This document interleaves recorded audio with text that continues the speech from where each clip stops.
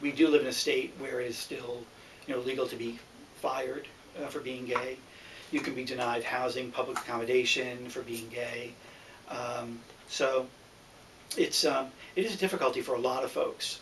And I look back 10 years ago, and the first time we had a meeting for AFA to kind of introduce it to the community, we probably had 60, 70 people in one of the local hotels, and we asked how many people here are out at work. And aside from the board, I think about 5 people raised their hand. And now granted, a lot has happened, but I'd be willing to bet that our meetings now, if I ask that question, probably 95% of the people would raise their hands. We've seen some incredible growth here. Things that we do would be like media campaigns every year. That's probably what we're best known for here. You saw the billboards on the interstate coming in. We do billboards, television, radio ads, print ads, direct mail campaigns during the year, all to raise the level of conversation about the LGBT community here in South Carolina. And we also do things like, we also work with the local LGBT community, doing some sort of educational components. Every other month we bring in speakers, workshops for the LGBT community to help members here in their own personal growth. And who are the ads targeted at? By and large, our target is what might be described as the movable middle. That group out there of voters between 21 and 55 who have not already made up their minds about what it means to be gay or lesbian, or what kind of impact that's having on their lives. People who are really open to learn, because our experience has been that one of the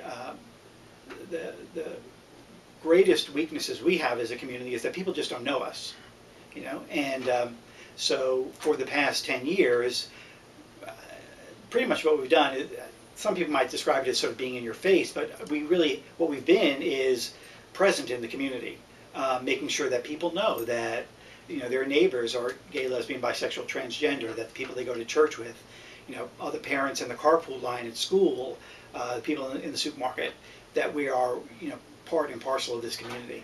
Do you know of any other states or organizations that are doing media campaigns, like billboards like that? Sure.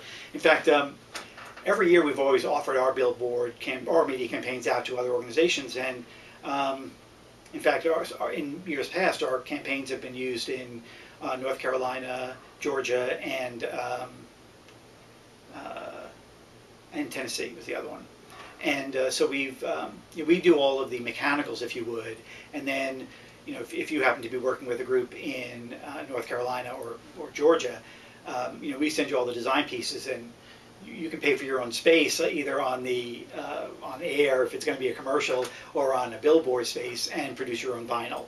But we do all of the mechanicals of it, and the sort of all the components to it. And we've just always done that every year because it's really important. I mean, if you have a message that works, you might as well use it as much as you can.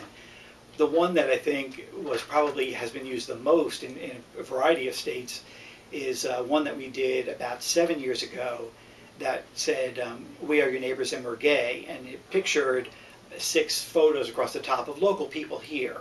And one day I was actually going through contacting somebody from Mississippi, and I was at the Equality website, and when the website came up, there was our billboard, and I thought, wow, isn't that great? Because then I called them and said, gee, you didn't even ask, but it was great that they used it, and actually Georgia used it, did some variations on it about 4 years ago, and it's interesting because when we do media campaigns, the idea is to get a message out there that's going to work, that's going to stop people, make them think.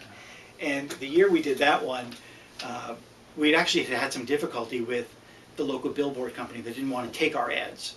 And other statewide organizations have had that same kind of experience, I know, in other places. And I spent about 6 weeks, probably once or twice a week, on the phone or in person talking to the manager of the particular company here, trying to convince him to do this, why it was important. And he got the idea. I mean, he knew that equality was an important thing. He's one of those people who says, oh, I have gay friends. But his big concern was about the market, how people were going to react. And so we went back and forth with different messaging, and we finally ended up with this one that said, "We are your neighbors and we're gay." And I'm thinking, this is like the most, vapid statement I've heard yet out of any of our billboard campaigns. And the year before had been homosexuality isn't the problem, prejudice is, that kind of thing. Mm-hmm. And this one, we're your neighbors and we're gay, big whoop, like who cares? Well, that actually was the one that had probably the strongest response. And I was on a talkback show on one of the local stations, and I had a caller call in and said, I don't want to know that my neighbors are gay. I'm like, gee, well, welcome to our world. We are, and we're here. So I think our biggest effort really has been to make sure that the larger community is aware that gay and lesbian people are here, and to empower gay and lesbian people, bisexual, transgender people to come out, which is not an easy thing in South Carolina, as you probably know. But anyway, so 2 years ago, during the amendment fight that we had, the state voted to include an amendment banning same-gender marriage and similar kinds of unions, and it was the vote was 72 to 18 82 to 18, I think it was. I'm sorry, 78 to 22. The numbers game, that we play. But anyway, and which we did much better actually in opposition than a lot of people thought we would do. But the amazing thing was that in Charleston, this thing similarly happened in Columbia, but in Charleston, the majority of districts actually voted the amendment down. And I was talking to one of the members of the city council a couple of weeks later, in fact at church, and she said to me, "You know why that happened, didn't you?" And I thought, oh, here she comes with some like off-the-wall reason. And she said, "It only happened because of all of you." And it's true. I'm convinced that it was much harder for people to vote for an amendment to ban marriage equality or any possibility of that here. It's much harder to do that if you know people. It's I think been the story of LGBT rights issues all along, and where once people put a face to it and say, I know that person, I know that they keep their lawn mowed or whatever, or they sing in my choir, all those kinds of things, that people just begin to make those connections, they're much less likely to vote against you. They might vote against an issue, but they don't vote against people. So yeah, that's really, I think that's really, so much of what we do is really trying to put a face to that community. It's like, I mentioned before, today I was over at MUSC and to do a workshop with medical professionals who have ideas about what gay and lesbian people do or are interested in, or what they're like, or how they might respond when they come to visit a doctor. But they don't always think it through. What are the kinds of questions I should ask them, or because they've never really they may not have had those conversations with people before. It's it's amazing how many people will still say to me, I don't know any gay or lesbian people. And my response usually is, well, you know them, you just don't know that they're gay or lesbian because they may not feel comfortable coming out to you yet.